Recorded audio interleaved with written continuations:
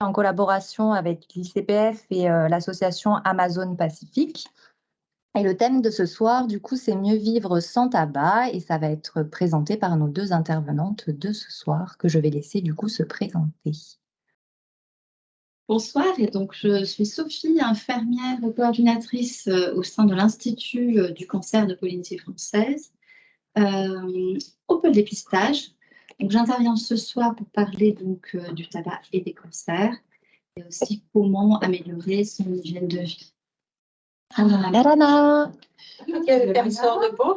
Bonjour. Installez-vous, ça a commencé, vous pouvez prendre place, il n'y a pas de souci. On a une éco-présentation, donc c'est bon.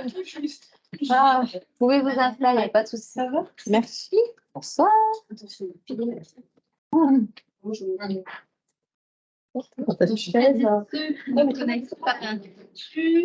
Du cancer de la Polynésie, puisque je suis infirmière coordinatrice à l'Institut du cancer. Bienvenue et merci aux Amazones de nous recevoir dans leur forêt. Oui.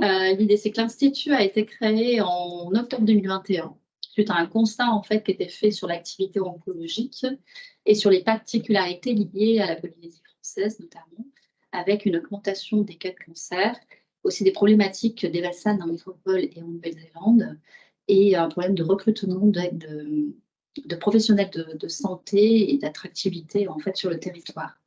Et on avait aussi une problématique concernant le pôle recherche. Voilà. Donc l'idée, c'était de créer cet institut pour répondre à toutes ces demandes-là. On a intégré également le réseau Unicancer. Et cet institut a un statut d'EPIC avec, est composé de 9 membres, dont les Amazones. Donc qui? Les Amazones. Les Amazones, oui. Donc on travaille en collaboration avec les associations Amazon, Ligue contre le cancer et autres. Donc l'idée, c'est qu'on a repris aussi tout ce qui est le pôle registre et dépistage de la direction de la santé.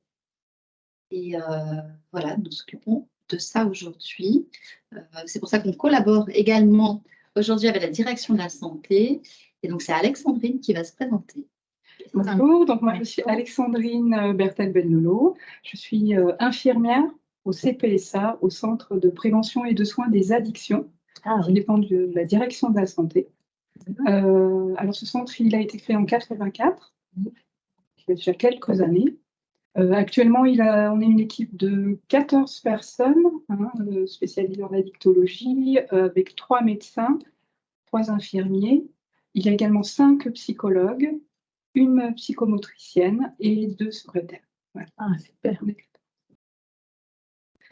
Alors, on a plusieurs missions. On fait principalement de la prévention secondaire, c'est-à-dire des actions d'information, de sensibilisation auprès du public, puisqu'on a un organisme public gratuit. Toutes nos consultations, tous nos suivis, tout ce qu'on propose également en atelier, tout est absolument gratuit. On fait aussi le sevrage tabac gratuitement. Bravo. Donc, voilà. C'est important, ça peut aider pour ça. Donc, on fait de la sensibilisation au niveau scolaire, au niveau professionnel. On fait également de la formation auprès des professionnels, que ce soit du secteur social, médical, paramédical, tous les relais de terrain en fait. Et bien sûr, on fait des suivis individuels, en groupe, voilà, de façon anonyme et confidentielle. Parce que là-dessus, parce qu'on a toute une file active, dont 40% des personnes qui nous sont adressées par la justice en obligation de soins, jonction thérapeutique. Oui, pour l'alcool, pour tous les produits et également les addictions sans produits. Il y a aussi des addictions. Et oui. Les cartes. Les écrans, notamment. Bon, le Faretamao intervient aussi aux écrans, surtout auprès des jeunes. Et aussi, ça peut être les jeux d'argent, le sport. Oui. Ah oui. Intéressant. Une grosse panneau. Oui, on fait beaucoup de choses, c'est très varié, c'est passionnant. Passionnant. Alors, on va continuer. Vous commencez. Alors, on peut se présenter peut-être Bien nous sûr. non? Amy? Oui. Non, non.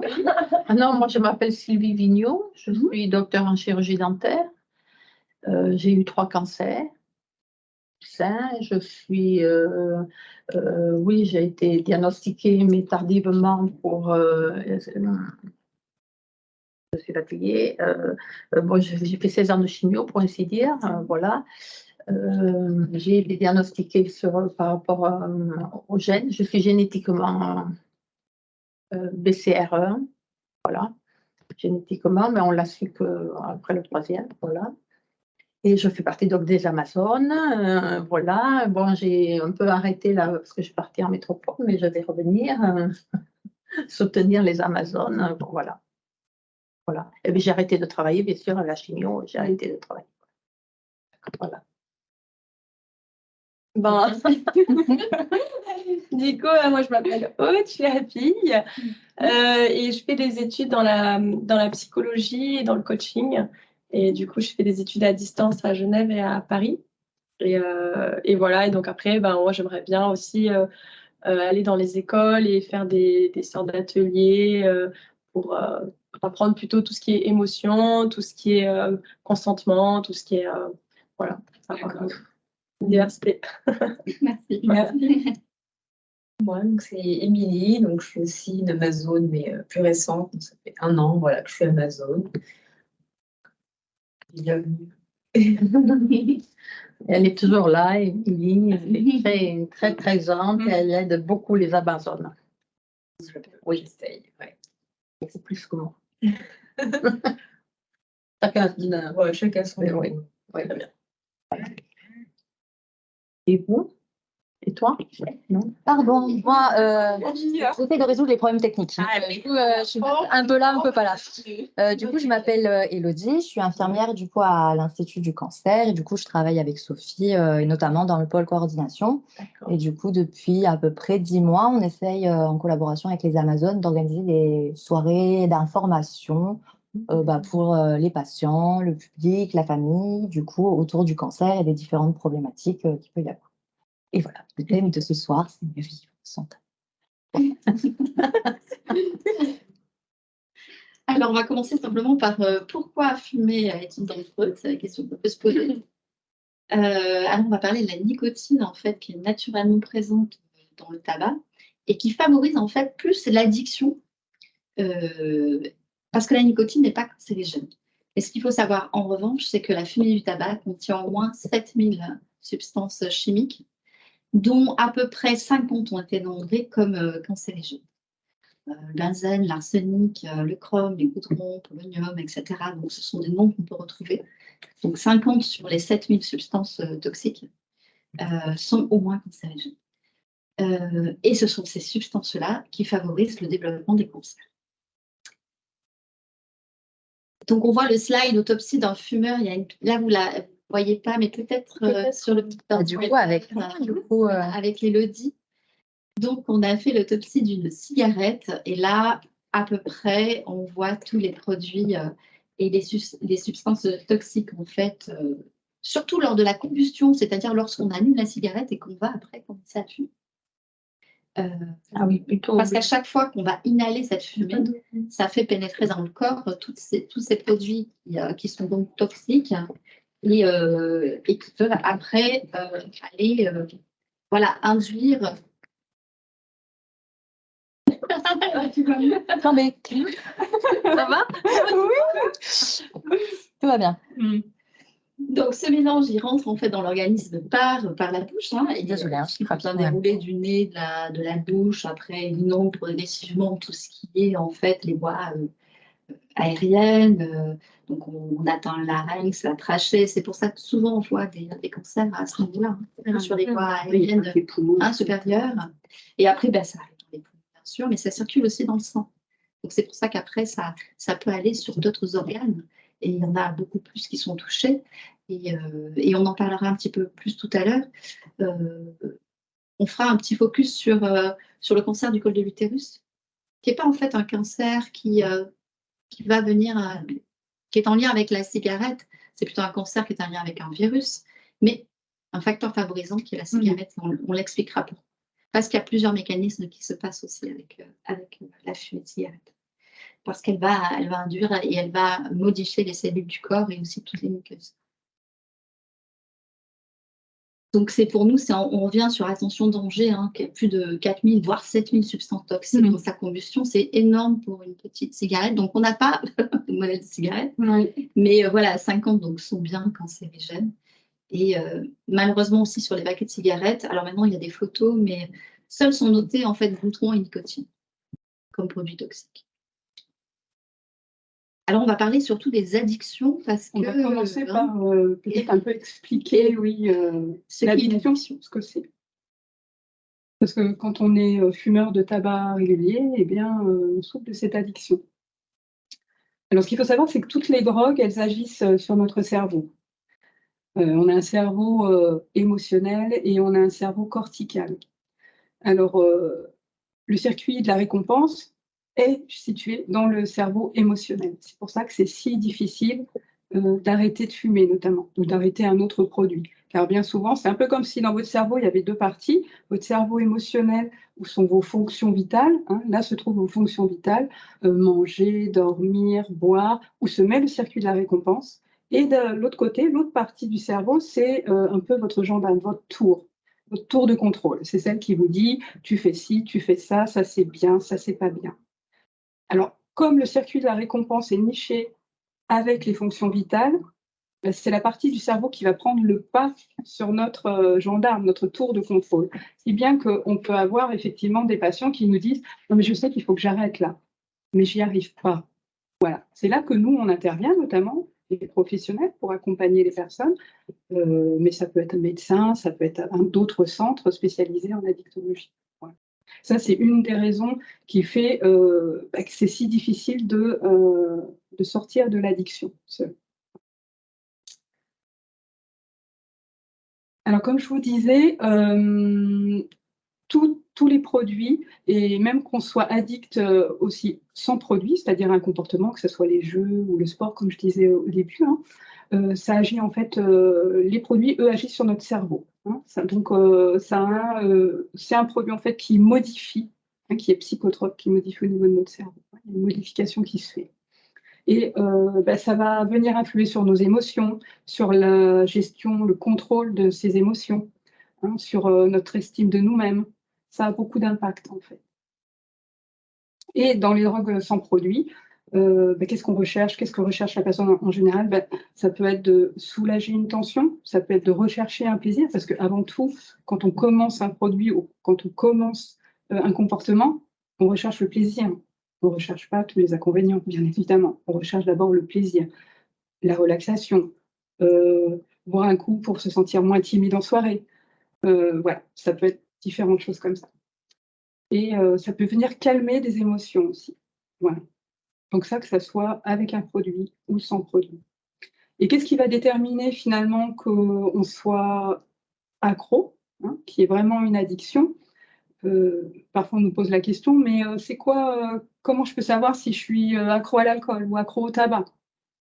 Ça va être la fréquence, ça va être le temps qu'on y passe, l'argent qu'on y passe, les relations sociales, nos activités qui peuvent être mises à mal, le fait qu'on y pense tout le temps, qu'on ne puisse pas s'en passer, qu'on ressente le manque. À partir du moment où on ressent un manque, là on n'est plus dans le plaisir. Quand il y a manque, il y a souffrance. S'il y a souffrance, il n'y a pas plaisir. Voilà, c'est une des façons pour repérer si on est dans l'addiction ou pas. Et l'addiction, oui, c'est la rencontre entre le produit. Donc, ça va dépendre de qu'est-ce qu'on prend, comment on le prend, la quantité, la fréquence, la qualité. Ça va dépendre de la personne que l'on est à ce moment-là. On n'est pas la même personne tout le temps. On peut passer une très bonne semaine et puis on va avoir fin de semaine certains comportements ou passer une sale semaine et puis on ne va pas être non plus pareil à la fin de la semaine. D'accord? Donc, on n'est jamais la même personne. Ça dépend de ce qu'on vit, de ce qu'on traverse. Tout ça, ça rentre en compte dans l'addiction. Et ce qui rentre aussi en compte, c'est notre situation de vie. Dans quel environnement on évolue? Est-ce que je vais aimer bah, finalement fumer que quand je suis en soirée avec mes amis? Ou est-ce que je vais aimer aussi fumer quand je suis seule, après avoir travaillé, parce que c'est ma récompense de la journée? Voilà, tout ça. L'addiction, c'est ça, c'est ces 3 facteurs-là. Donc c'est toujours en mouvement, on n'est jamais les mêmes. Donc ça bouge en fait pour tout le monde et ce n'est jamais la même chose pour tout le monde. Voilà. Alors il y a différentes, catégories d'usage, bien sûr, hein, sur les produits. Il peut y avoir, bah, l'abstinent non-usage. On ne fume pas, on ne boit pas, on ne consomme rien. Ça, c'est l'abstinent. Et puis il peut y avoir aussi, l'usage, sans dommage social, l'usage simple, celui qu'on appelle l'usage simple. C'est-à-dire que, bah, oui, c'est quand c'est mon anniversaire, bah, j'aime bien prendre un verre. Ça n'aura pas d'incidence ni sur ce que je suis, ni sur ce que je fais au quotidien. Je ne vais pas prendre de risques ce jour-là, spécialement ni pour moi ni pour les autres. Donc ça, c'est l'usage simple. Et puis il va y avoir l'usage à risque. L'usage à risque, eh ben oui, j'ai pris 3 verres, je suis un peu pompette, mais je vais quand même prendre ma voiture pour rentrer. Heureusement, il n'y avait pas le gendarme, je rentre tranquille, mais j'ai quand même pris un risque. C'était celui de me faire arrêter ou celui d'avoir un accident parce que quand même, quand j'ai bu, j'ai plus les mêmes réactions, voilà. Ça, c'est l'usage à risque. L'usage nocif, on va un peu vers la dépendance. L'usage nocif, il y a des répercussions pour moi, sur ma santé, sur mes proches, au niveau financier, sur ce que je suis en général. Là, on est dans l'usage nocif. Et le dernier stade, la dépendance, c'est ce que je vous disais, hein, comment on sait qu'on est dépendant. Là, eh bien, le manque s'exprime, c'est-à-dire que si je ne consomme pas, si je n'ai pas fumé mes 20 cigarettes par jour, je ne suis pas bien, c'est pas la peine de parler, je vais être très énervée. Je vais avoir du mal à me concentrer. Ou alors, je vais me sentir déprimée, tout dépend. Les signes de la dépendance, là j'avais fait un petit récapitulatif, c'est le signe de manque à l'arrêt, un comportement compulsif, hein. Si j'ai pas fumé de toute la matinée, je vais me rattraper l'après-midi, hein. Parce que j'ai pas pu fumer ce matin, j'étais en réunion, j'avais 3 rendez-vous, et puis après c'était le déjeuner, j'ai pas pu fumer. Bon, bah, là, cet après-midi, je rattrape. Compulsivité, hein, on va vouloir rattraper. Parce qu'il y a aussi, pour les fumeurs de tabac, un seuil nicotinique, c'est-à-dire un certain seuil où il faut une certaine dose de nicotine au corps pour se sentir bien. C'est ce qu'on appelle le seuil nicotinique. Et quand on est fumeur installé, au fil des années, on a ce seuil qui s'installe. Et puis on fait des efforts. La dépendance, c'est faire des efforts pour diminuer, voire arrêter. Et comme je vous disais, on n'y arrive pas. On n'y arrive pas tout seul, ça ne marche pas. Ça marche 2 jours, et puis 1 semaine, et puis on est trop en manque, on est trop en son, hop, on replonge. On passe beaucoup de temps, comme je vous disais, hein, vouloir à chercher son produit, il faut surtout pas que je sois. Ah non, dans mon tiroir, j'ai toujours un paquet de cigarettes, attention. Parce que si le jour où le magasin bleu est fermé en bas, il faut que j'ai mon paquet de cigarettes à la maison.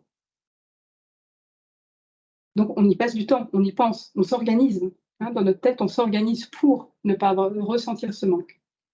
On peut réduire nos activités sociales, oui, parce que maintenant que je suis essoufflée, oh non, j'ai arrêté d'aller avec les copines faire du fitness. Non, mais j'en peux plus, je crache mes poumons à la fin de la séance, c'est plus possible. Moi, je préfère encore arrêter. Hein, ça peut être ça, tout simplement. Parce que oui, évidemment, quand on est fumeur installé, on verra un peu tout à l'heure, hein, au niveau physiologique, il y a des choses qui se passent. Hein, on n'est plus la même personne, le corps n'est plus pareil non plus. Et donc, dommages physiques. Hein, ça peut être des dommages physiques, psychologiques, et qui vont s'aggraver avec le temps. Parce que la dépendance fait qu'on consomme de plus en plus. Quand on est dépendant, on consomme de plus en plus pour avoir le même seuil de ce qu'on recherche. Alors, oui, les produits qu'on consomme, ça nous procure des bienfaits et des méfaits. C'est un package. Il y a ce qu'on recherche, comme je vous disais au début, de soulagement, de se sentir mieux, de s'offrir une récompense parce que là, on a passé une sacrée journée. Mais on a le package avec, derrière, c'est tout ce qui nous rattrape et qu'on ne veut pas. Les soucis de santé, ça coûte cher, voilà. Tout ce qu'on ne veut pas, on l'a quand même. C'est un package, hein. On ne peut pas juste prendre. Quand on est consommateur, on ne prend pas juste ce qui nous arrange. On a tout ce qu'on n'a pas envie d'avoir, mais qu'on a quand même. C'est un package, bien fait, mais fait. Et pour le tabac, c'est vrai aussi. Hein. comme pour les autres produits. Je vais compléter par rapport au niveau physiologique. On va peut-être en parler. Oui. Hein, toi aussi, t'avais, je crois.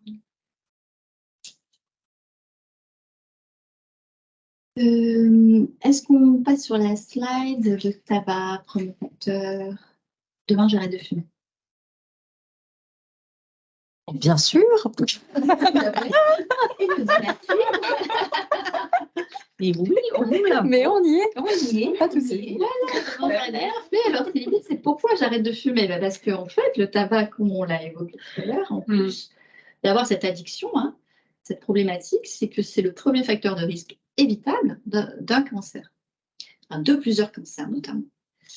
On sait qu'il est responsable au moins de 8 cancers sur 10 du poumon. D'accord? Donc c'est quand même énorme, 80%. Hein. Ce sont des personnes qui ont fumé. 70% en fait de tous les cancers dont on a parlé au niveau des voies aériennes supérieures, c'est-à-dire quand on fume, ça passe par la bouche, ça descend par le larynx, le pharynx, l'œsophage, tout ça, 70% des cancers de ces voies aérodigestives sont en lien avec le tabac. Et ce qu'on oublie souvent, c'est qu'aussi 35% des cancers de la vessie sont en lien avec le tabac. Pourquoi? Parce qu'à un moment donné, la cigarette, comme je vous ai dit, les substances toxiques vont aller dans le sang, et ce sang d'infiltration, etc., du travail des reins jusqu'à la vessie, on va éliminer par le biais de l'urine. Mais l'urine va rester un petit moment dans la vessie. Donc les substances toxiques qui doivent être éliminées par le corps vont stagner au niveau de la vessie. Et elles vont modifier un petit peu cette muqueuse et les cellules de la vessie. Donc 35% des cancers de la vessie sont en lien avec le tabac. C'est très important. Mais bien sûr, d'autres cancers comme le cancer du foie, du pancréas, de l'estomac, le rein, parce que du coup, vessie, rein, vessie, on parle peu, mais le cancer du col de l'utérus, même si je dis bien qu'il est en lien plutôt avec un virus, mais il y a un cofacteur, et le cofacteur, c'est la cigarette. Le cancer du sein également, le cancer colorectal, l'ovaire et certaines leucémies. Donc, il y a vraiment à peu près 17 localisations de cancer liées au tabac. Et après, il ne faut pas oublier qu'à toutes les maladies chroniques qui sont en lien avec le tabac, on fera un petit focus avec Alexandrine sur la BPCO et l'emphysème. Voilà. Qui sont vraiment en lien avec la consommation de tabac. On y reviendra tout à l'heure. Moi, je voulais faire un petit focus en fait sur le cancer du col de l'utérus. Juste quelques chiffres pour avoir en Polynésie. On a à peu près 75 000 femmes âgées entre 25 et 65 ans. Là, c'est quand on fait le dépistage du cancer du col. On sait que 40% de la population seulement est dépistée. Donc, c'est que 10 000 femmes qui viennent chaque année dans un laboratoire, un cabinet, se faire un frottis. Et dans ces 10 000 femmes, on détecte 15 à 20 nouveaux cas de cancer du col de l'utérus. Il faut savoir que le cancer du col de l'utérus en Polynésie, c'est le 6e cancer féminin. C'est important aussi. Pourquoi je vous dis ça? Parce qu'en fait, le facteur de risque principal, c'est bien le papillomavirus humain, on l'appelle le HPV. Donc, c'est un lien avec un virus, c'est l'un des seuls cancers en lien avec un virus. Qu'on peut éviter aussi en faisant cet examen de dépistage qui est un frottis. On conseille de faire tous les 3. Qui a un cofacteur, mais ce tabagisme, parce que quand on va fumer, on va mettre en place un mécanisme du corps qui va être, c'est un mécanisme de défense du système immunitaire qui va dire, tiens, il y a une substance toxique qui arrive. Qu'est-ce que je fais? Hop, on va commencer. J'ai peut-être une slide là-dessus sur le système immunitaire. Si tu passes, c'est un petit peu compliqué, on a des petits schémas, mais ce qui va se passer en fait, c'est que, hop, les globules blancs, allez, je raccourcis, je fais un petit schéma. Les globules blancs, hop, premier en ligne, c'est les petits soldats qui vont se dire, tiens, une substance toxique, qu'est-ce que je fais? Eh bien, je mets en place un mécanisme qui s'appelle l'inflammation. OK, pour essayer de faire évacuer ces substances toxiques. Mais créer de l'inflammation dans le corps, c'est aussi créer de l'inflammation sur toutes les muqueuses. Et ce HPV, ce virus qui aime bien se mettre sur les muqueuses, et notamment la muqueuse du col de l'utérus, si cette muqueuse est régulièrement inflammée. Ce HPV, qui aime bien la chaleur, qui aime bien l'humidité, va se positionner là et va y rester encore plus. Donc, c'est pour ça que les femmes qui peuvent en fait avoir un cancer du col de l'utérus, le facteur favorisant, c'est vraiment le tabac. Parce que le HPV, on est toutes concernées, 80% de la population mondiale a été un jour en contact avec ce virus. 80% de la population mondiale, ça veut dire tous les gens adultes qui ont une activité sexuelle. Donc, ok, pourquoi certains déclenchent un cancer du col? C'est parce qu'en fait, ce HPV aime bien certaines personnes et certains facteurs favorisants vont aller s'installer. Donc, bien sûr qu'il y a des femmes qui ne fument pas et qui peuvent déclencher un cancer du col. Le frottis, je le rappelle, et j'en profite pour dire que si vous le faites régulièrement, on peut vérifier avant même qu'il y ait des cellules cancéreuses, faire tout un protocole avant même qu'il y ait un cancer qui s'installe. Donc, il y a beaucoup de choses parce que ça met beaucoup de temps à s'installer. Le cancer du col de l'utérus, ça met au moins 15 ans. Donc, on peut voir avant même ces petites cellules qui ne sont pas encore cancéreuses et qu'on peut aller chirurgicalement enlever. OK ? Donc, c'est important de faire cet examen. Et voilà, c'est un des cancers aussi évitables. Voilà, en faisant cet examen, je souligne, oui, parce que je suis à l'Institut du cancer, oui, parce que je suis au pôle dépistage et que c'est vraiment ce dépistage-là et c'est vraiment super intéressant de pouvoir éviter ce type de cancer. Voilà, c'est pour ça qu'on avait fait un petit focus sur le système immunitaire et sur le cancer du col. Qu'est-ce qu'on a comme chiffre? Il y a 2 fois plus de risques, en fait, quand on est fumeur, fumeuse surtout, de développer en fait un cancer du col lorsqu'on a un HPV qui va du coup persister plus longtemps. Cet effet, en fait, il y a quand même des bonnes solutions. Hein. Cet effet est quand même réversible pour les femmes qui arrêtent de fumer. Même si vous avez été fumeuse, comme c'est un cancer qui met beaucoup de temps à s'installer, même si vous avez fumé depuis 20 ans, à partir du moment où vous allez arrêter de fumer, il va se passer un délai où ça va diminuer par 2 le risque d'avoir un cancer. Donc, c'est toujours intéressant à un moment donné d'arrêter de fumer. On le verra aussi après. Je ne sais pas si je le fais maintenant ou tu reviendras sur... Oui, je reviendrai après. Puisqu'on en parle, c'est que les bénéfices quand on fume, alors quand on arrête de fumer rapidement, on est sur les slides vers la fin. Merci. Merci. Alors, Le tabac. Les bienfaits de l'arrêt du tabac. Après le sevrage. après les dosages. Je vais faire le yo-yo. Et tu as une belle cigarette. Oui, on montre que 20 minutes après la dernière cigarette. Ah oui, c'est bon, je me rappelle de ce truc. Hop là, on y est. C'est immédiat. Donc, sur le slide, là, tu as bien la cigarette. On voit la cigarette. Super. Donc, pour nous, les bénéfices sont immédiats parce que 20 minutes déjà, après avoir arrêté de fumer, on se rend compte que notre fréquence cardiaque et notre tension artérielle a déjà diminué. OK. Donc, notre cœur, en fait, bat beaucoup moins vite, ce qui est intéressant. 20 minutes après. 12 heures après avoir arrêté de fumer, on sent déjà que le niveau de monoxyde de carbone, donc ce qu'on a pris en tirant sur les cigarettes. Oui, c'est-à-dire c'est le monoxyde de carbone, c'est le produit de la fumée. De la fumée, en fait. De la cigarette. La combustion, en fait, de la cigarette va dans le sang. Et donc, 12 heures après, ce niveau de monoxyde redevient normal. Le monoxyde de carbone, c'est ce qu'on a aussi sur les gaz d'échappement, en fait, des voitures. Tout à fait. Ah, okay. Ah, oui. Donc, c'est ce qu'on a respiré. Hein. Mais en direct, c'est comme si on mettait un petit peu notre bouche au niveau donc, du pot d'échappement, ce qui est assez intéressant. Au niveau physiologique, au niveau physiologique, on a nos globules rouges concrètement, et sur nos globules rouges, normalement, c'est de l'oxygène qu'on a. Et cet oxygène, donc, est transporté par les globules rouges. Ce qui fait que tout notre corps peut avoir de l'oxygène, on respire normalement, on a de la vitalité, on a un joli teint, bref, tout va bien. Quand on est fumeur, ce monoxyde de carbone dont parle Sophie vient se mettre sur les globules rouges à la place de l'oxygène. Donc, qu'est-ce qui se passe? Eh bien, au fil du temps, on commence à moins respirer. Le teint, c'est pas le teint Vichy céleste. on est de moins en moins en forme, on s'essouffle rapidement. Évidemment, en fait, on n'a plus assez d'oxygène dans le corps. C'est le monoxyde qui est venu s'installer. Et comme dit Sophie, l'intérêt d'arrêter de fumer, le premier bénéfice, c'est ce monoxyde de carbone qui va s'éliminer rapidement du corps.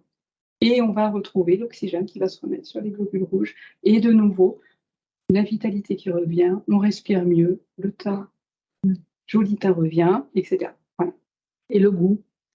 Ça, Et c'est voilà, encore... on va en parler. Tout ça, on va en parler. Exactement.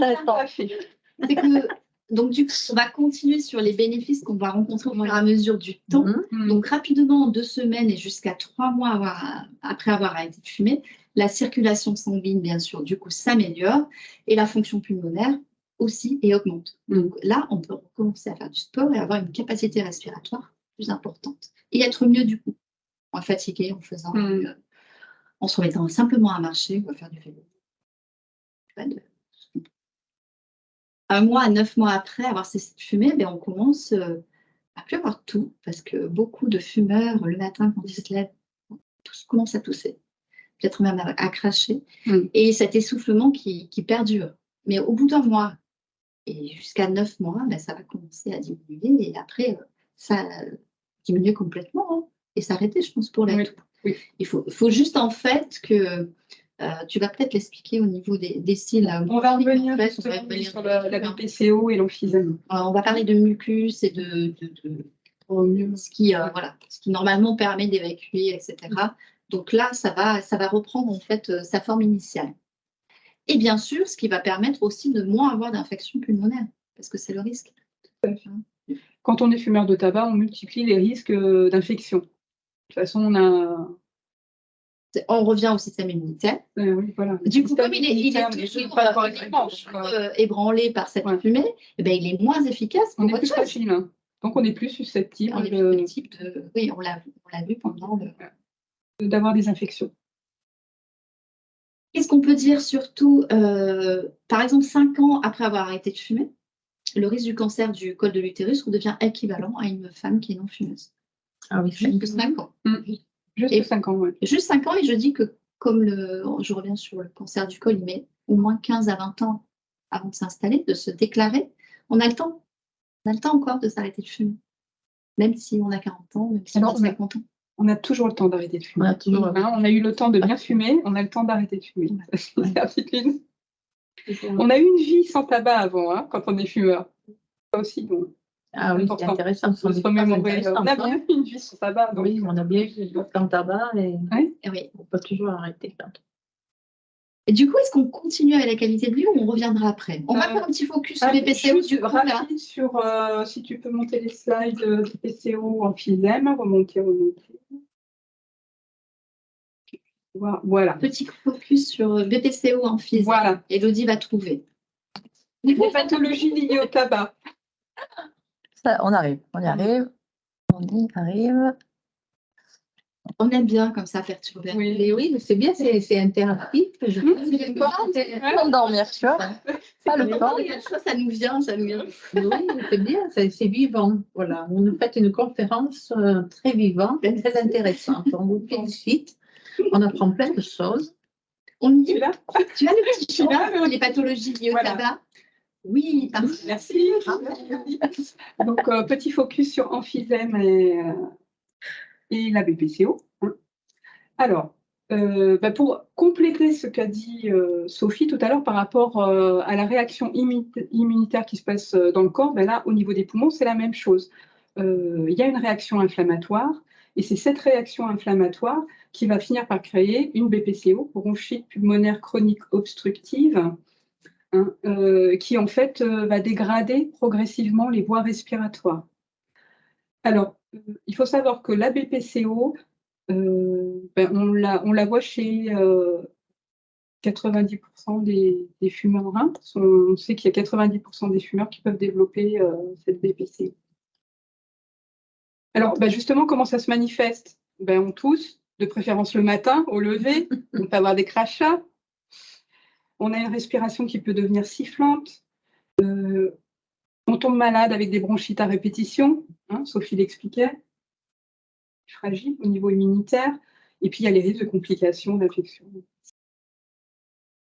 Et l'emphysème aussi, toujours réaction immunitaire d'inflammation, hein, le corps est inflammé, les poumons aussi, et les petits lobules qui se trouvent dans les poumons, en fait, il y a des petits sacs, et les parois de ces petits sacs finissent par disparaître. Et c'est ce qui fait la respiration soufflante, l'essoufflement à l'effort, voire même au repos, hein, avec le temps. De la fatigue, on est fatigué constamment et on a du mal à respirer. Alors, la BPCO peut arriver sur le tard. La BPCO, elle est souvent après 35 ans et l'emphysème après 50 ans. Donc, on peut avoir des fumeurs de 10 ans qui disent « Ah, mais non, mais moi, ça va super bien, je ne tousse pas, tout ça. » Non, ben, c'est souvent après, ça s'installe, c'est insidieux. Hein. Ce sont vraiment des pathologies qui sont insidieuses, hein, surtout la BPCO. Ça s'installe tranquillement, mais sûrement. Et par contre, quand les signes arrivent, il y a 4 stades dans la BPCO, et ben on est déjà au 3e, hein, puisqu'en fait, ça a été asymptomatique pendant un certain temps, donc on ne s'en aperçoit pas. Et quand les signes arrivent, on est déjà bien avancé dans la maladie. Alors, quand on arrête de fumer, on ne va pas guérir de sa BPCO. Par contre, on va améliorer grandement sa santé, ça c'est sûr. Mais une fois que les signes sont installés, il peut quand même persister. Yes. Voilà. Du coup, qu'est-ce qu'on reprend? Alors, on va quand même parler du tabac et de la prise en charge en fait des personnes qui sont atteintes d'un cancer. Il est important en fait, et on le dit, hein, qu'il faut arrêter de fumer. Et là, vraiment, quand on a un cancer. Pourquoi? Parce qu'en fait, le tabac interagit avec les traitements. Donc là, si on veut lutter correctement contre le cancer, contre cette maladie, il faut obligatoirement arrêter. Je dis obligatoirement parce que sinon, eh ben, il n'y a pas assez, le tabac, la cigarette, la fumée de cigarette va diminuer en fait l'efficacité du traitement. Que ce soit la chimiothérapie, la radiothérapie. Et en plus, il va augmenter la toxicité de ces traitements parce qu'on sait que le traitement, il est toxique aussi pour les cellules saines. Et il va augmenter l'effet néfaste en fait du traitement, cette fumée de cigarette. Et donc, qu'est-ce que ça va faire en plus? C'est augmenter tous les effets secondaires liés au traitement. Donc, si on veut mieux accompagner son traitement pendant qu'on a ce cancer, il faut absolument, du coup, partir du principe qu'il faut là arrêter de fumer. Alors qu'on voit, enfin, mon mari il a travaillé au centre anticancéreux à Toulouse et on voyait les patients, ils fumaient par la trachéo, à la rue. Il y a longtemps quand même. C'était longtemps, mais oui. Vilaine. Il y a longtemps qu'on n'est pas vu dans la rue. Parce que ça n'a pas vu dans la rue, mais non, mais au crack à Toulouse, oui, vous voyez, oui, s'occuper du. Bah, c'est pareil, c'est compliqué. C'est pas parce qu'on est patient que c'est forcément plus simple aussi d'arrêter. Donc, il y a toute cette histoire de dépendance et tout ça. Cette dépendance, c'est pour ça que. Et cet accompagnement qui devient obligatoire, en fait, hein, du coup. Parce que tout seul, on n'y arrive pas. Il faut être conscient que tout seul, on n'arrive pas. Ça devient une addiction et cette addiction, il faut vraiment être accompagné. Et c'est pas grave, et c'est tant mieux d'être accompagné. Oui, au contraire. Oui. Et pour continuer, c'est qu'aussi en post-opératoire, on constate aussi qu'il y a des complications. Quand du coup, on va avoir une chirurgie, comme on a un système immunitaire qui est affaibli, donc on peut développer des infections. C'est presque souvent en lien. Donc avec une cicatrice qui va mal cicatriser, qui va être inflammatoire. Et des complications peut-être aussi avec une anesthésie générale, parce qu'on a des problématiques au niveau de l'évacuation en fait, de tous ces mucus au niveau des poumons. Donc voilà, c'est quand on a un cancer, là, on accompagne obligatoirement et on conseille obligatoirement l'arrêt du tabac. Et plus généralement, en fait, comme le tabac affecte la qualité de vie, déjà que la qualité de vie est amoindrie lorsqu'on a un cancer et qu'on est sous traitement, voilà, c'est une des premières mesures qu'on peut mettre en place, où on a un petit peu un petit levier. Et du coup, comme on est au phare des Amazones, On va faire un petit focus sur les femmes et le risque du tabac en général, donc chez les femmes. Donc oui, les risques spécifiques pour les femmes, notamment tabac et pilule, le passeport pour les problèmes cardiovasculaires. Hein. Ça favorise la formation des caillots, ça abîme les parois des vaisseaux, ça augmente le risque de phlébite, de thrombose, ça augmente le risque d'AVC aussi également, et d'infarctus. Hein. Le risque d'infarctus, il est multiplié de 4 à 10. Hein. De 4 à 10. Donc c'est quand même énorme. Et de façon générale, le tabac et les hormones féminines, je mis bombe à retardement, mais c'est ça finalement. On a des cycles hormonaux qui sont irréguliers, qui sont douloureux, plus douloureux chez les fumeuses. Je pense que c'est lié aussi à la réaction inflammatoire. On avance l'âge de la ménopause, hein, on peut l'avancer de 2 à 3 ans, puisque ça a une action anti-œstrogène. Ça favorise l'apparition du diabète, de la masse graisseuse.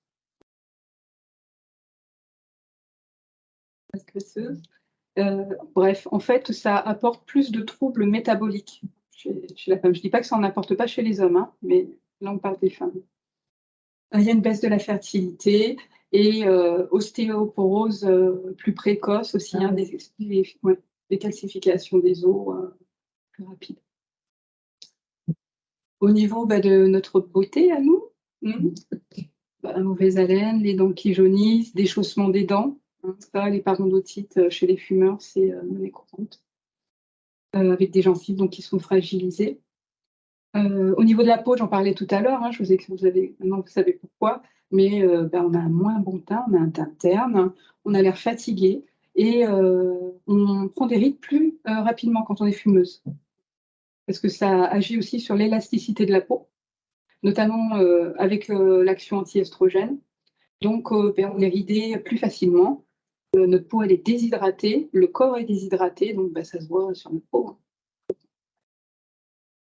Tabac et grossesse, je fume, bébé fume. Concrètement, c'est ça. Ça passe directement. Ça favorise aussi les pathologies, fausses couches, grossesse extra-utérine, accouchement prématuré. Également, pathologie placenta prévia, hématome rétroplacentaire, retard de croissance du bébé, malformation congénitale, mort subite du nourrisson. Ça, c'est vraiment un des facteurs. Mort subite du nourrisson et avec des dommages au cerveau, aux poumons. Donc voilà, vraiment, le tabac et les femmes, ça ne fait pas bon ménage.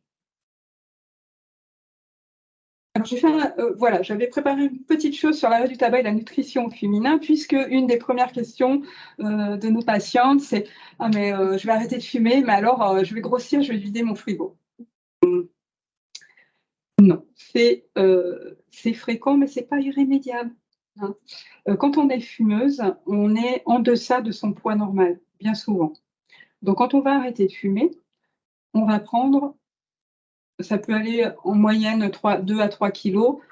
C'est ceux qu'on n'a pas, en fait, qu'on devrait avoir, tout simplement. Parce qu'effectivement, quand on est fumeuse, la nicotine se met sur un récepteur du cerveau qui donne une impression de satiété. Donc, en fait, on va moins manger quand on est fumeur, on ressent moins la faim. Mais c'est dû à ce récepteur nicotinique, c'est pas naturel. Donc, c'est ce qui fait que bien souvent, on est en deçà de son poids normal. Ce qui va se passer aussi quand on arrête de fumer, c'est qu'on va retrouver le goût, l'odorat et l'envie de manger. Comme on va retrouver l'odorat et le goût, on va plus apprécier la nourriture. Donc voilà, en fait, c'est un cercle vertueux et pas l'inverse. Et ce qui va être important aussi, effectivement, c'est d'éviter le grignotage. C'est pour ça que notamment l'accompagnement, nous, on le fait justement avec les personnes. Il n'y a pas que je te donne des pastilles, je te donne des patchs, au revoir et à bientôt. Non. Parce que ce qui se passe avec le tabac, c'est qu'on a 3 dépendances. La dépendance physique qu'on a, c'est avec la nicotine au cerveau. Ça, c'est la dépendance physique. Donc, quand on donne des patchs, des pastilles, on est sur le travail de cette dépendance physique. Mais il reste 2 autres dépendances. On n'a pas terminé. Il reste la dépendance comportementale. La dépendance comportementale, eh ben, c'est la dépendance, j'ai besoin de ma cigarette pour me détendre, j'ai besoin de ma cigarette pour me booster, je suis avec les amis, je prends un verre, je prends ma cigarette. C'est en même temps une dépendance comportementale et psychologique. C'est deux dépendances qui sont reliées quand même, hein. C'est un peu la sonnette qu'on a, la petite clochette qu'on a dans notre tête et qui va se mettre en route quand on va se faire notre café, cigarette clope. J'ai mangé, ah ben pour digérer, il me faut ma cigarette. Non, parce que c'est vrai qu'avant, quand je fumais pas, j'arrivais pas à digérer. Ça, c'est vrai. En fait, tous les fumeurs vous le diront. Et tous ceux qui fument pas aussi, ils ne digèrent pas, ils n'ont pas leur cigarette. Vous voyez. Donc, ces dépendances-là, vraiment, c'est vraiment le travail que la personne a à faire. C'est pour ça qu'il y a l'accompagnement, il sert à ça. C'est pour accompagner les personnes vers déjà déstructurer, ne serait-ce que le café, la clope, le repas, la clope, hein, de voir avec elle comment elle va pouvoir gérer ça, quelles sont les alternatives et qu'est-ce qu'elle va pouvoir mettre en place comme stratégie. Ah, elle, c'est stratégie à elle. Comme vous l'avez vu, comme je vous l'ai expliqué tout à l'heure, toutes les personnes, on est tous différents. Hein, on a tous nos propres croyances, tout le monde a des croyances, et ça, ce sont des croyances. C'est typiquement une croyance. Croire que bah, c'est la cigarette, ok, la cigarette me fait digérer. C'est une croyance, c'est ma croyance. Donc voilà, c'est là qu'on va aider les personnes, on va les accompagner. Mais c'est elles qui vont faire le travail. Hein. Toujours, le travail, c'est quand même les personnes. Nous, on n'a pas de baguette magique. Hein. Moi, je n'ai pas de baguette magique. Je fais arrêter le tabac. Donc voilà, c'est pour ça que l'accompagnement, il se fait sur plusieurs mois. On va dire en moyenne, un accompagnement, c'est 9 mois, 1 an maximum. Ah oui. Donc, il faut prendre son temps. Parce que quand ça fait 20 ans, 25 ans, 30 ans qu'on fume, c'est pas la peine de se donner l'objectif non plus de le mois prochain, j'ai tout arrêté. Hein. La rechute, ça fait partie du chemin. On peut rechuter, mais on ne va jamais être au même endroit où on a commencé. On a déjà un petit peu avancé. Ben de là où on est, on va continuer à avancer, à faire des petits pas. Et justement, l'accompagnement, il est fait pour aussi prévenir cette rechute, accompagner pendant la rechute.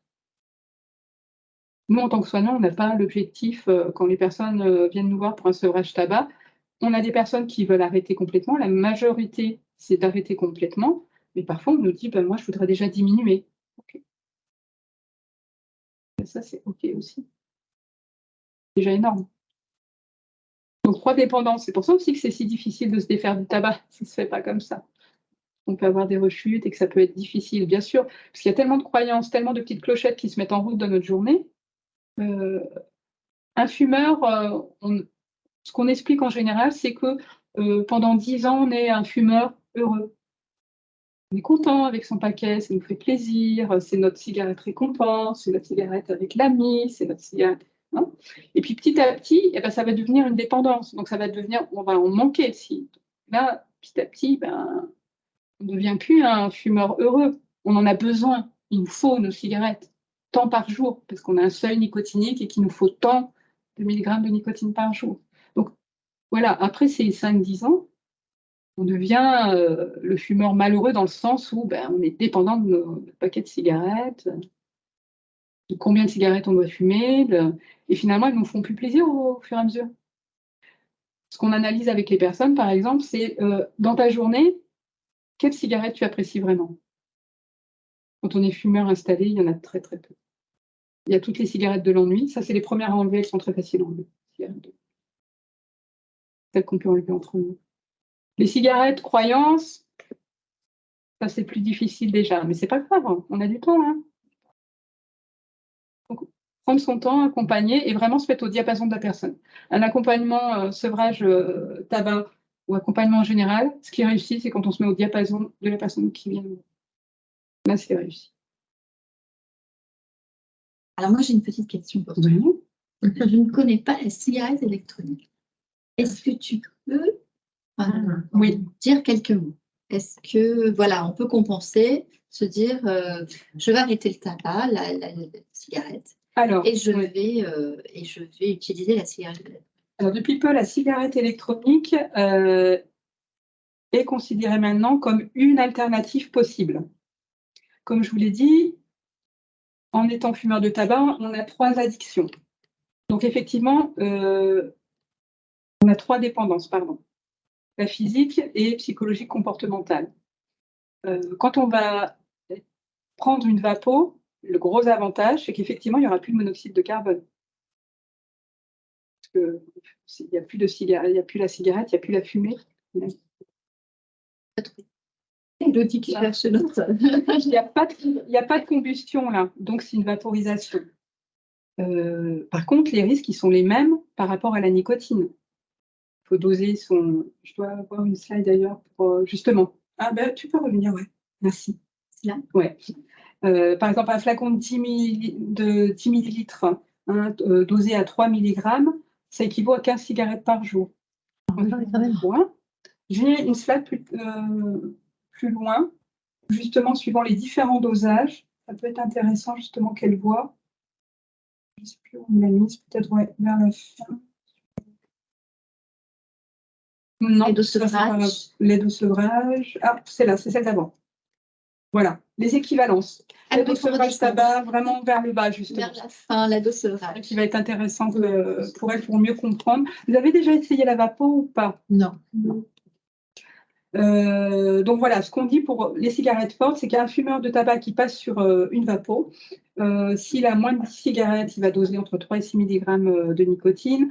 S'il est entre 10 et 20, ça va être 9 à 12 mg. Et s'il est à plus de 20 cigarettes par jour, ça va être entre 12 et 15 mg de nicotine par jour. Ça, c'est un peu le dosage qu'on préconise pour fumeur de vapo. Alors, la e-cigarette, c'est différent de la puff. Est-ce que la puff, ça vous parle? Non.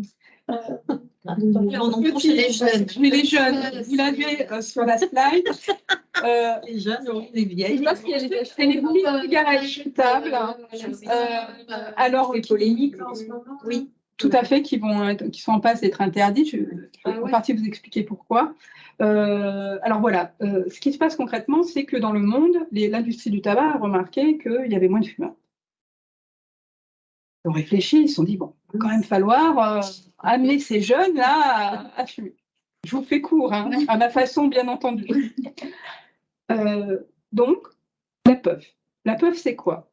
Eh ben, c'est cette petite cigarette de toutes les couleurs qu'on fait passer pour un bonbon, avec son goût melon, avec son goût fraise, chamallow, arc-en-ciel, licorne, machin, c'est merveilleux, c'est très sucré, qui sent bon. Donc, amalgame bonbon, déjà, ce n'est pas un bonbon. Ça n'a rien d'un bonbon. Vous allez comprendre.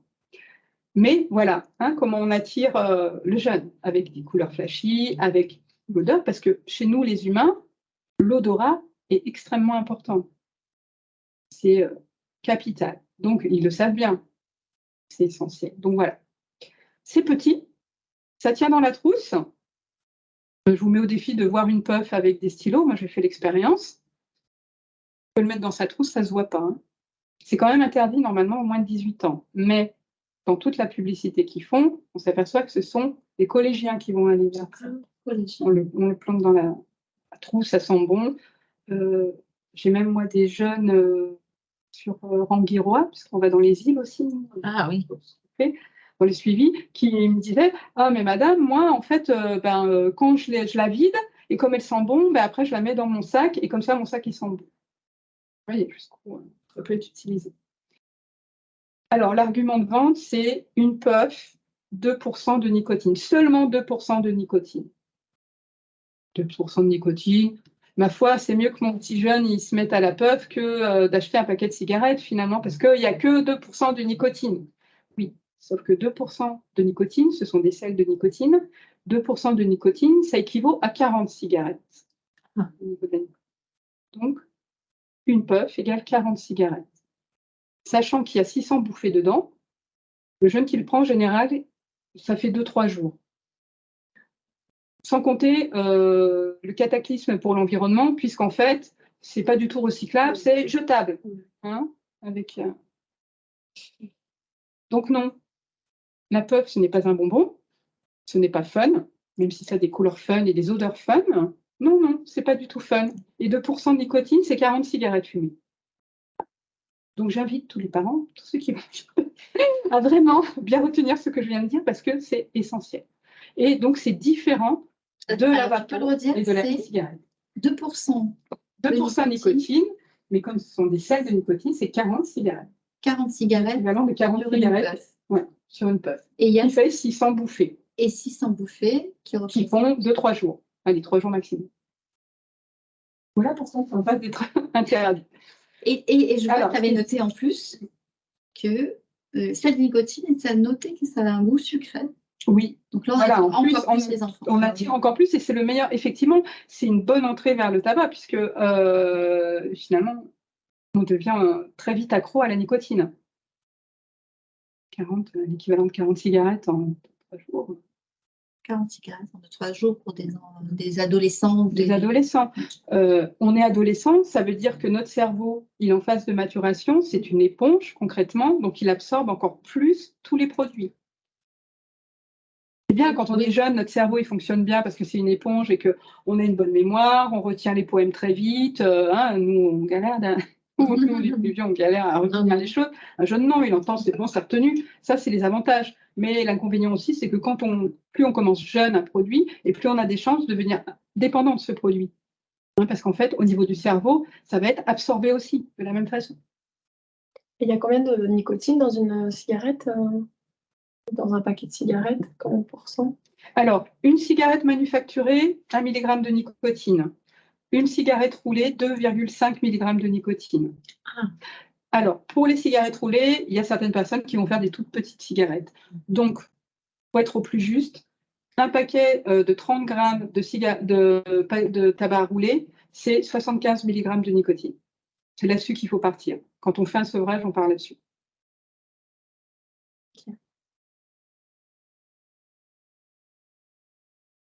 Et qu'est-ce qu'elle induit comme la nicotine par rapport aux autres substances, par rapport au cancer de...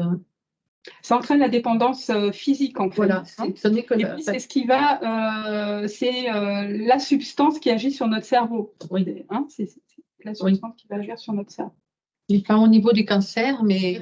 Après on n'a pas assez de recul. Après, il n'y a pas eu assez d'études Sur les vapos. On sait pas. C'est ça. D'accord. C'est qu'on n'a pas encore de retour. Et malheureusement, comme on sait qu'après, on va déclarer peut-être un cancer, mais pas tout de suite, ou une BPCO, où ça met du temps, ça met 10, 15 ans, 20 ans à se déclencher, on n'a pas encore assez de recul.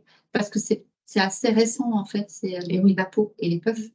Donc, on ne sait pas, on parle de nicotine, mais on ne sait pas les agents toxiques qu'il y a à l'intérieur. Et on n'a pas assez de recul en termes de temps. Mais malheureusement, il y a déjà eu quand même des cas d'essai aux États-Unis importants sur des puffs. Sur les puffs. C'est ça. Donc, vraiment, différence entre puff et e-cigarette, j'insiste encore. Ouais, c'est déjà pas une vapo. Les effets sur les puffs, oui, parce que du coup, on se rend compte que le taux de nicotine, alors ça peut-être des ravages plus rapidement au niveau du cerveau. Et donc addiction plus forte, plus rapidement. C'est ça qui est recherché.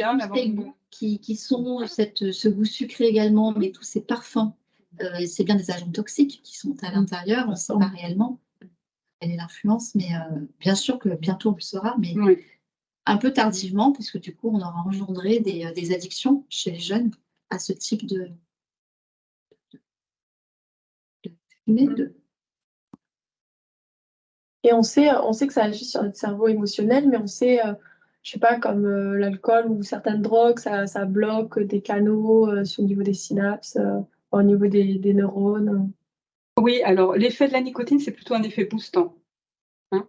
Après, l'alcool, ça va plutôt ralentir, c'est plutôt un effet dépresseur. L'alcool a un effet dépresseur, mais le tabac, le café, c'est un petit effet boostant. Et puis après, il y a des substances qui sont mixtes, comme le cannabis, par exemple. Ça peut être dépresseur et en même temps boostant. Ah oui. Et les effets peut-être que vous en parlerez après, du cannabis, parce que moi, c'est ce que je me pose comme problème, c'est que les jeunes, les moins jeunes, tout le monde dit la cigarette, ce n'est pas grave. Le cannabis, ce n'est pas grave non plus. Moi, je ne suis pas d'accord avec ce genre de propos parce que j'estime qu'à partir du moment où on a dépassé un stade, on va à un autre stade et puis après on recherche autre chose de plus fort. Ou c'est erroné ce que je vous dis. C'est-à-dire, on commence déjà à banaliser. Voilà, on banalise cigarette. Déjà, la cigarette, on l'a banalisée. Oui. On banalise maintenant le cannabis. pour passer à autre chose. C'est pour ça que les jeunes passent. Alors, il y a des fumeurs de cannabis qui passeront jamais à un autre produit. Je veux dire, c'est pas. Voilà. Par contre, ce que je peux dire, puisque c'est le sujet de ce soir, c'est que quand on fume un joint, au niveau des monoxydes de carbone et des goudrons, c'est comme si on fumait 6 cigarettes en même temps. C'est comme si on allumait 6 cigarettes en même temps. Donc, dans le cannabis fumé, non, il n'y a pas que la plante non plus. Hein. Les effets de la combustion provoquent aussi du dépôt de goudron dans les poumons, du monoxyde de carbone en plus grande quantité. Un joint égale 6 cigarettes fumées. C'est ce qu'on... C'est la ratio. Voilà. Oui. Après, ce sera... Enfin, ouais. Quand même. Oui. Oui, parce on banalise le cannabis en disant ben, c'est comme l'alcool. Avant, c'était interdit l'alcool. Maintenant, tout le monde... Enfin, vous nous direz ce que vous en pensez, peut-être au moment des questions. Alors, et en même temps, on est sur les questions. Nous, en étant dans le soin, on n'a pas cette image-là de la banalisation. Ce qui est vrai, ben, c'est que toutes les sociétés, dans toutes les sociétés, il y a plein de choses qui peuvent devenir une drogue. Après, ça va être l'accompagnement qu'on va avoir avec nos enfants, ce qui va se passer dans la cellule familiale, l'environnement. C'est tout ça qui joue en fait. C'est pas seulement le produit. C'est pas.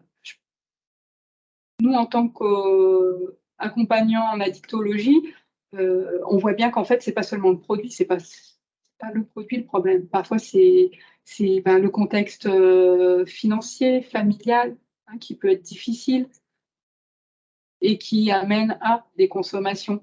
Et les produits, on les trouve dans toutes les sociétés, hein, même dans les meilleures sociétés. Oui, tout va dépendre je vous l'ai dit, hein, de l'environnement, de qui on est et du produit qui va être là. Est-ce qu'on va le prendre, pas le prendre, comment ça va se passer. Mais une chose est sûre, c'est au mieux, on peut apprendre tôt à gérer ses émotions, à cultiver ses propres ressources, un peu comme dans les compétences psychosociales hein, qu'on voit avec les enfants. Au mieux, on n'ira pas vers la consommation de produits, c'est-à-dire qu'on trouvera d'autres alternatives. On aura d'autres moyens de se ressourcer. Une activité, quelque chose qu'on aime, de la création, enfin voilà, Du sport, de la danse. De l'expression, des choses qu'on aime vraiment. Et je crois que c'est ça qui est important en fait.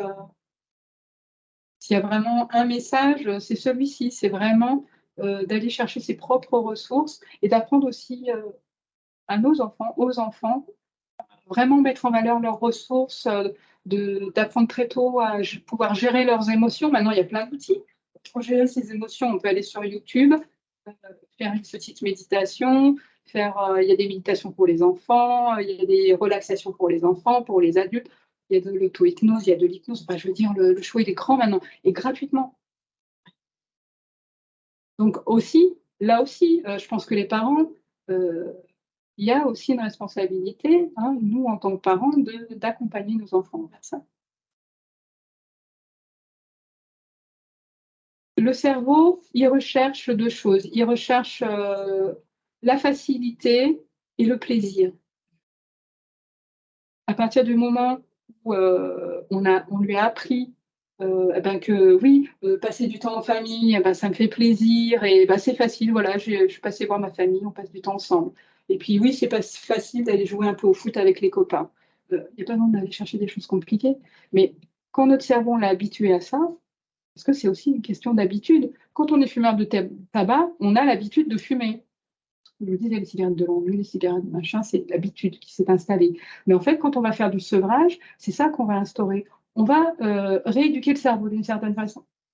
C'est la rééducation du cerveau. On va lui apprendre à retrouver d'autres choses où il va dire « Ah oui, ok, ça me fait plaisir, ça va, c'est facile, c'est ok. » Elle est là la clé en fait.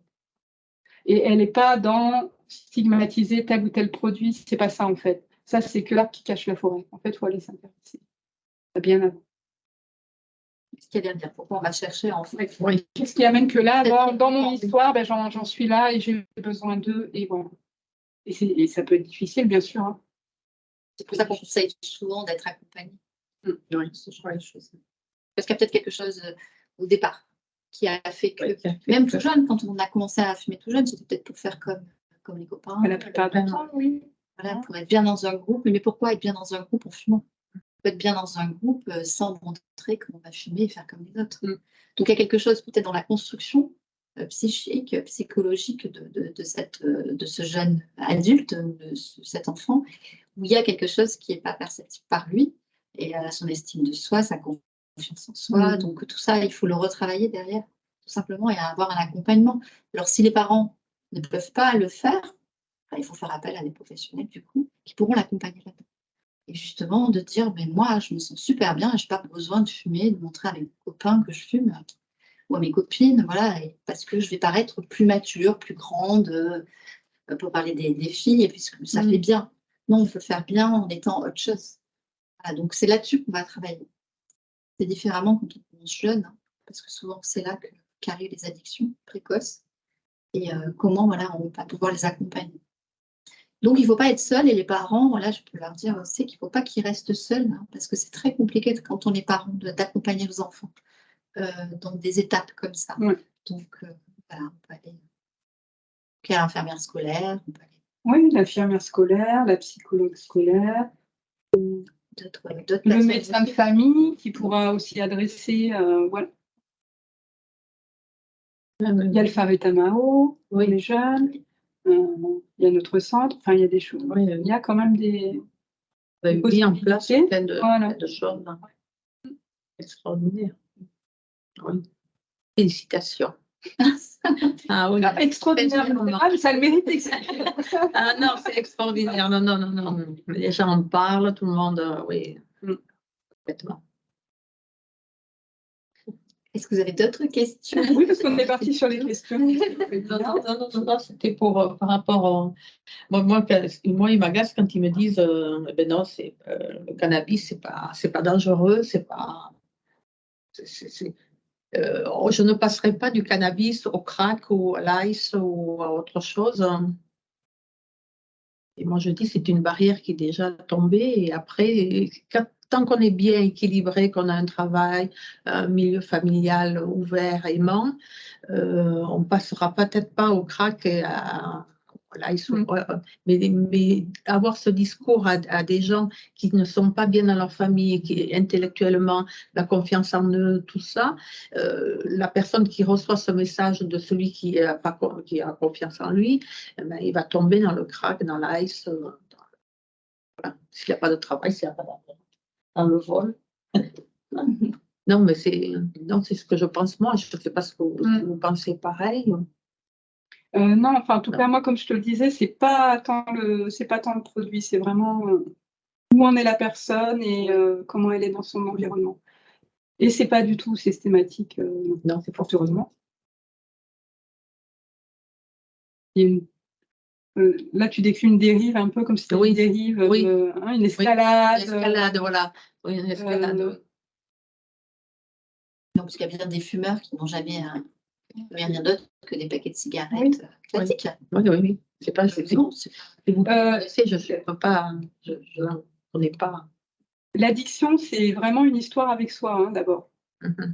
Avec soi.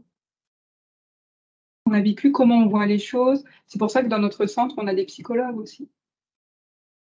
Parfois, ben oui, il y a besoin d'avoir aussi cet accompagnement. On a quand même un panel d'addictions qui ne sont pas forcément délétères pour la santé, hein, pour l'addiction au jeu, tout simplement. Jeu d'argent, mais jeu derrière un écran. Donc ça aussi, ça deviendra une addiction. Donc là, du coup, ce n'est pas délétère pour la santé, mais ça fait partie des addictions qu'il faut accompagner, qu'il faut soigner. Donc, sa santé, à un moment donné, oui, ça va la toucher parce que si l'enfant, le jeune, souvent l'addiction commence jeune quand on est derrière un écran, s'il passe du temps, il va s'isoler socialement et puis après, il va y avoir toutes les conséquences derrière. Donc, oui, toute forme d'addiction, peu importe laquelle, va avoir des conséquences à un moment donné sur sa vie, sur son hygiène de vie et donc sur sa santé. Voilà, parce qu'après, il y aura en termes de santé psychologique des problématiques qui vont peut-être surgir. Alors pour l'addiction aux écrans, le Faretamao pour les jeunes a vraiment un programme. Bien établi. Oui. C'est bien. Donc, il y a des solutions, en fait. Oui. Et quels sont les différents critères de la santé? Qu'est-ce que vous entendez par santé? Je connais un peu, mais Les critères de la santé, c'est-à-dire la santé mentale, oui, qu'est-ce que c'est que la santé? Justement, ben, je vais te Tu vas nous me rappeler, oui. La santé Qu'est-ce que pour toi mentale, veut dire, la en santé. fait, être en santé? Oui, c'est ça, être en C'est santé pour l'OMS. C'est qu'est-ce que dit l'OMS par rapport à la santé? Bah, la santé, elle est La holistique, santé. hein. C'est vraiment comment je suis dans mon corps, comment je suis Oui. dans ma tête, Oui, comment je suis dans mes émotions, Mhm. comment mon psychisme, comment je suis dans mon psychisme. Est-ce que c'est une absence simplement de maladie? C'est vraiment holistique. Ou est-ce Non. que c'est Non, autre chose? non, je Voilà, pense que non, c'est non, bien au-delà. justement, on ouvre la voie, on la voit, c'est pour ça que. Bien sûr, c'est bien au-delà. la santé, c'est pluriel, en Enfin, fait. C'est exactement ça. Donc, on parle souvent d'un équilibre psycho-émotionnel, en fait, aussi. Donc, la santé, c'est le grand titre. Et c'est comment je me sens, voilà, dans mon corps, dans ma tête. Après, on peut parler du cœur, donc ses émotions. Bien sûr, ouais. C'est comment je suis, voilà. Après, je peux cheminer dans ce chemin de vie et dans cette, voilà, dans cette vie, avec tous les événements qui vont m'arriver dans la vie et comment moi je vais faire pour voilà, voyager, en fait, et mener ce chemin avec tout ce qui peut arriver. Voyager est un joli terme. Oui. C'est ça, c'est un voyage. Un voyage où on a des choix à faire tout au long du chemin. Comment je vais choisir? Qu'est-ce que je vais choisir? Quel va être mon choix? C'est trop, c'est trop. Et puis voilà, on va s'adapter. On On va peut s'adapter, l'adapter comment on et va s'adapter. s'adapter à toute, voilà. Et comment nous, avec notre comportement, ce qu'on est, notre histoire, et nos acquis, ce qu'on a vécu, nos ancêtres, ce qu'on nous a appris, notre culture, ce qu'on va pouvoir, voilà, avoir comme ressources pour cheminer, en fait. Et c'est ça, donc après, tout vient aussi de l'éducation et de ce qu'on a appris et comment, voilà, on va faire à chaque fois qu'on va avoir un obstacle ou un choix à faire, on va travailler là-dessus et pouvoir avancer. Et peut-être une maladie qui va se mettre au milieu de ce chemin et comment on va pouvoir continuer avec cette maladie, pouvoir la combattre, on va réagir avec tous ces bagages au fur et à mesure qu'on a eu. C'est pour ça que chaque personne face à la maladie a une façon en fait aussi de cheminer et de guérir aussi. Donc là, c'est vraiment très personnel là. Et chaque fois, les soignants, on est là simplement pour accompagner. Mais c'est chaque personne qui va trouver en fait. Toute seule. On parle d'auto-guérison souvent, mais c'est un grand mot. Mais c'est surtout, voilà, qu'est-ce que moi je fais avec ça? Comment je veux être en santé avec cette maladie. On peut être en santé avec une maladie. C'est ça qui est un peu complexe aussi. Qu'est-ce que ça veut dire santé? C'est peut-être ça aussi. C'est voilà, comment je me tiens en forme et comment je suis et comment voilà, je fais face. Oui, c'est bien, c'est intéressant. Non, c'est bien, c'est bien. Oui, c'est ce que je pense. Nos actions d'aujourd'hui nous donnent l'héritage de demain. Aussi après. Félicitations, vous êtes des accompagnants extraordinaires, toutes les trois, là. Merci. Des personnes Merci magnifiques. d'avoir participé. Merci d'être là. Aujourd'hui. Non, mais on continue je vous ai coupé dans votre. Non, on a enlevé vos questions. On a fini. On est. Vous avez fini là? Il y a plein d'autres. Je vois plein de trucs. 18h45. Vous êtes au top. Dans le temps. Il reste un quart d'heure. Est-ce qu'on avait oublié d'aborder des choses? Oui, des questions, vous avez. Émilie, tu n'as pas des questions? On avait parlé, on avait les bénéfices de l'arrêt du tabac, mais on le sait, peut-être quand on est fumeur ou pas fumeur. Qu'est-ce qu'on retrouve à arrêter? Parce que c'est ce qu'on parlait de cette balance, en fait. Pourquoi je vais arrêter? Peut-être qu'on peut montrer la balance qui peut servir dans plein de situations. Est-ce que je l'ai quelque part? Ah, les 4, oui. Attends, si tu peux revenir sur les 4. Ah oui, la balance, je reviendrai, mais voilà. Ma nouvelle vie sans tabac. Ah, Les 4 piliers. Quand j'arrête le tabac. Je vais apprendre à gérer mon stress. Je m'accorde du temps. Je rééquilibre mon alimentation, on en a parlé tout à l'heure, et je bouge. Alors ça, c'est vraiment les 4 piliers. Et ça va permettre de réinvestir son corps et soi, et ses émotions, et de s'occuper de soi. Et ça, c'est énorme. Quand on accompagne sur un sevrage du tabac, c'est ces 4 piliers qu'on utilise dans l'accompagnement. Hein. Une fois qu'on s'est occupé de la dépendance physique avec les pages, on travaille là-dessus. Donc effectivement, apprendre à gérer son stress, apprendre à gérer ses émotions, ça fait partie du travail qu'on a à faire quand on veut retrouver sa liberté. Quand on est dépendant, on n'est pas libre. Hein. Non. Donc, le goût de la liberté, c'est bien aussi de retrouver. Aussi, c'est quelque chose Dans là, on voit aussi rien que de partir en voyage loin. Voilà, Si comment je vais l'avion. faire? Oh là là, je me suis acheté. Bon. Ouais. Donc vraiment, oui, c'est aliénant. Hein, c'est aliénant une dépendance. Hein, c'est aliénant. Bon. Donc là, il y a quand même retrouver sa liberté, c'est quand même pas mal comme levier. Et donc là, vraiment, ces 4 piliers, c'est important. C'est là-dessus qu'on accompagne. Parce que chacun, on va trouver, ça va être à la personne de trouver comment elle va gérer son stress. Alors après, bien sûr, on donne. Hein, par exemple, ça peut être de la cohérence cardiaque, ça peut être une personne qui aime écouter de la musique classique. Très bien, musique classique. Qu'est-ce que tu aimes? C'est vraiment de partir de ce que la personne aime. Et qu'elle réapprenne à écouter son corps aussi. Ça aussi, parce que quand on est fumeur installé, on n'écoute plus son corps depuis bien longtemps, on ne respire plus comme il faut depuis bien longtemps. On n'est pas, on est dans une énergie plutôt basse. Ouais. Quand on va arrêter de fumer, on va retrouver de l'énergie, on va retrouver de la vitalité, on va avoir envie de refaire des choses. Donc ça aussi, c'est très important, d'accompagner la personne par rapport à ça. Il y a toute une dimension, je dirais, psychique, émotionnelle et spirituelle même. Hein. Ça va, voilà. Donc ça va bien au-delà de, par rapport à ce que tu abordais tout à l'heure, du produit que je peux prendre. En fait, Oui. c'est Oui, l'arbre qui c'est ça. cache la forêt. Il faut aller chercher. Aller chercher. Rééquilibrer son alimentation, bah oui, pour éviter de grignoter sans arrêt, vider le frigo concrètement. Mais ça, c'est, je veux dire, c'est rien à faire quand c'est vraiment. On s'en fait toute une montagne, surtout les femmes, souvent. Hein, c'est la grosse crainte. Mais en fait, c'est vraiment rien. Là, encore, c'est notre mental qui nous dit ah, ouais, tu vas pas y arriver, ça va être dur, hein, tu vas grossir, hein, tu vas. Non, non, non, non. Non, ça ne se passe pas comme ça.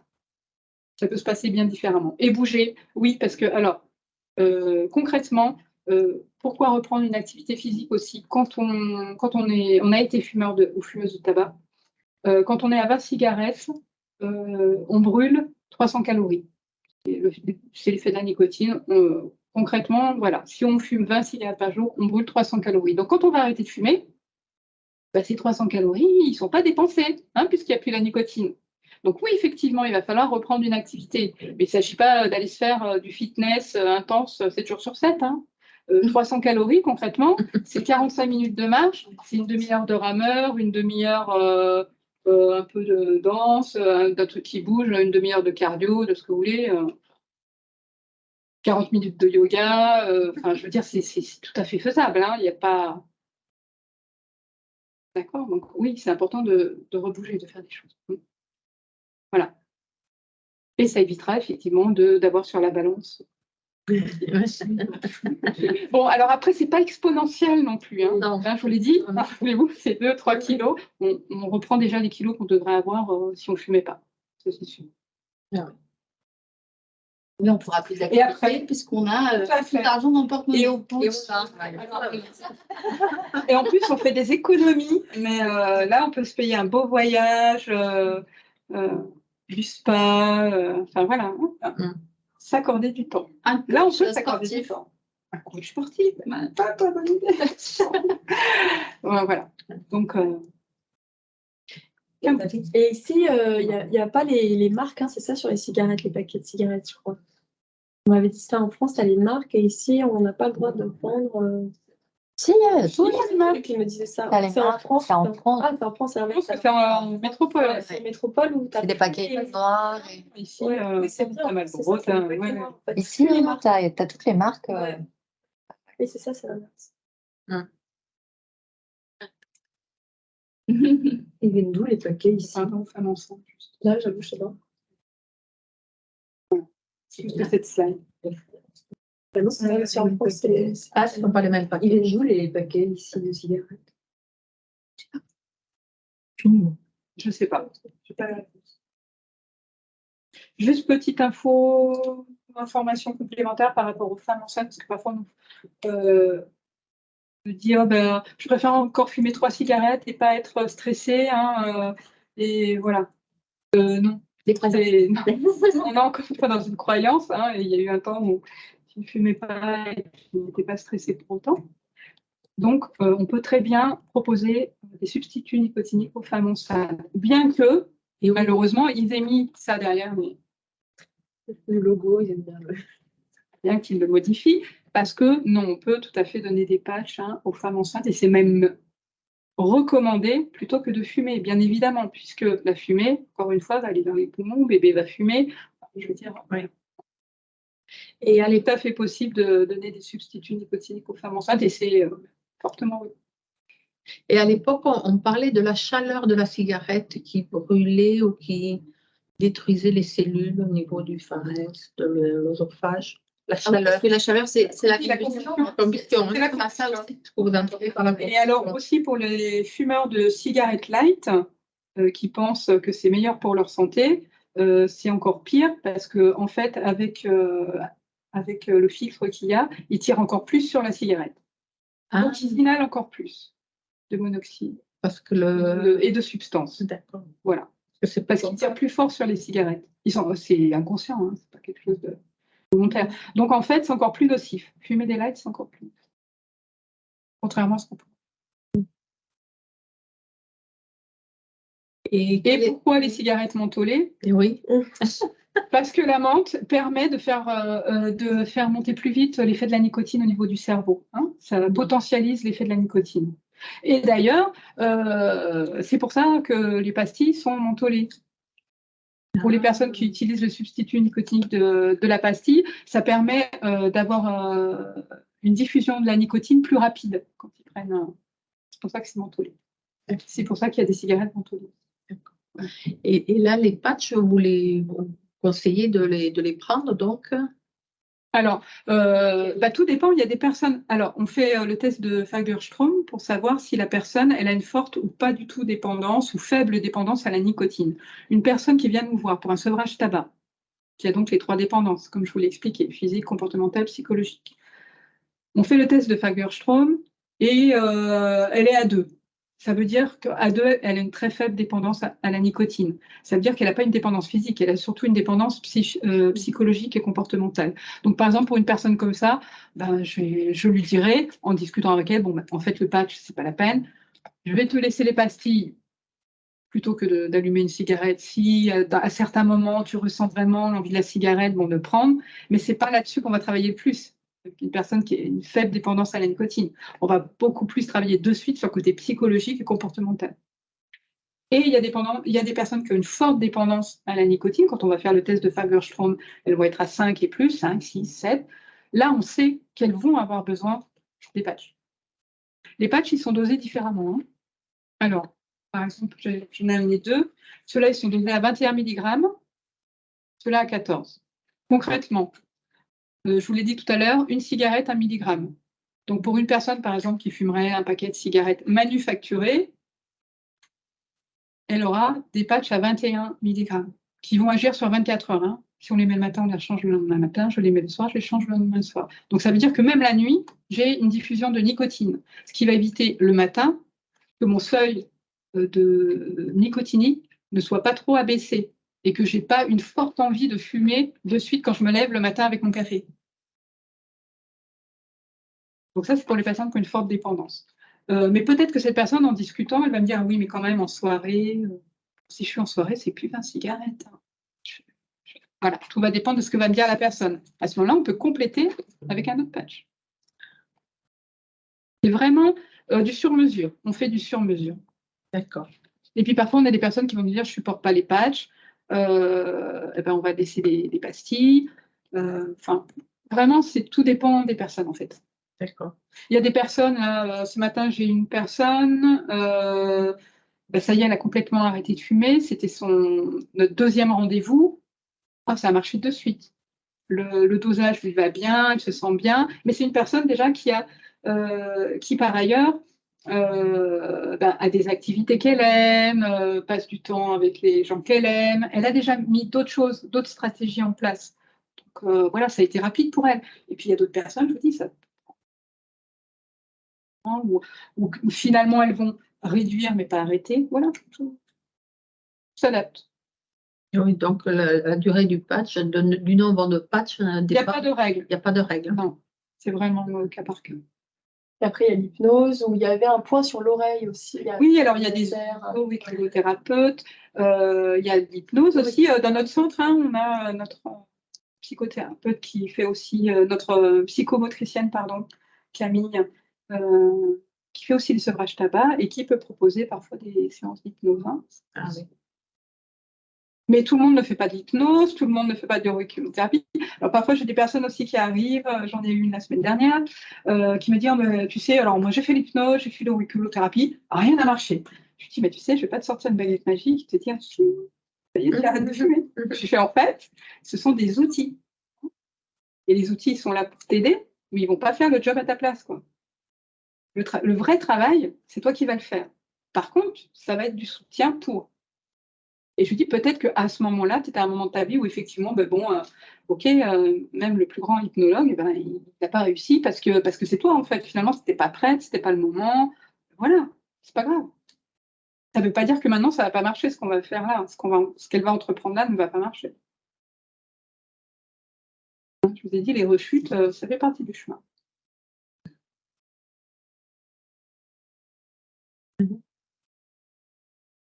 Et pour l'alcool, le cheminement est un peu le même, hein. Enfin, pas le même au niveau de la nicotine de ça, mais c'est pareil aussi pour l'alcool. Non, c'est génétique. Donc, pareil, tu mets quoi? Pareil, oui. Il y a une partie génétique. Hein. On a découvert qu'il y avait une partie génétique au niveau de l'alcool, de l'alcoolisme.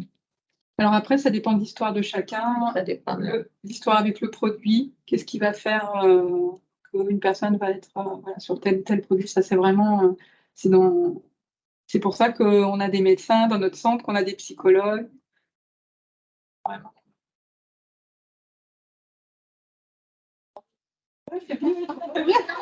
Ils s'entraînent là, je ne sais pas comment il s'appelle ce groupe. Émilie doit savoir. Si, ils sont connus. Hein. Oui, ils sont connus. Oui, ils sont connus. Je sais, Tu les connais. Alors, demandez en passant. Non, ils sont connus, ils s'entraînent là.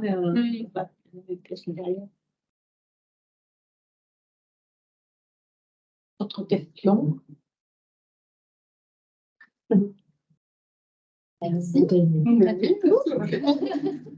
Merci aux peu de personnes qui se sont connectées. Et du coup, on va clôturer la soirée. Vous avez un mot pour la fin ou un truc du genre? Il y a des personnes qui peuvent se connecter. Oui. On sait qu'Élodie a été là pour nous accompagner. C'est ça que je clique sur la technique. à un moment donné. Peut-être se donner rendez-vous pour une autre session. Une autre session d'information. Ah oui, parce que c'était fort intéressant. Vraiment, c'était d'autres thèmes, d'autres thèmes aussi. Ah, d'autres thèmes sur les addictions, toujours. Sur les addictions, peut-être toujours. Oui. On va y travailler. On a mis une petite boîte à idées, peut-être quelqu'un. Ah non, je l'ai rangée. On va pouvoir la ressortir. N'hésitez pas. Voilà, si vous avez des idées, des suggestions pour travailler sur d'autres thèmes. Il y a de quoi faire sur l'addiction au sucre, par exemple, parce que c'est un sacré fléau. Ici, la nourriture, ici. Oui, partout. Mais oui, on peut travailler là-dessus aussi. Prochaine collaboration. On va y travailler. Merci beaucoup. Et merci. Parce qu'en fait, vous faites toutes les